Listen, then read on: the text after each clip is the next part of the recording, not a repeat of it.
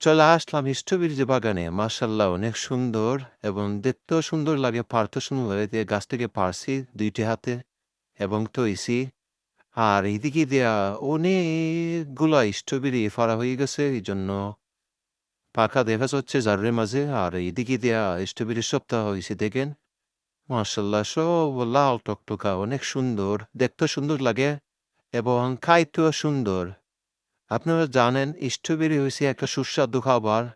অত্যন্ত ভালো, চর্বি কমায়। অনেক মিষ্টি দেখেন খাচ্ছি একটা। ওহহো! রোল ভাইয়া বলে।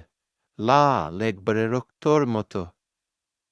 মানুষের ত্বকের জন্য ভালো রাখে, পেটের চর্বির জন্য ভালো রাখে এবং সব দিকে দিয়ে ভালো। স্ট্রবেরি একটা সুস্বাদু একটা খাবার। আসলে নিজের হাতে পায়রা খাওয়াটা এটা মজাই আলাদা।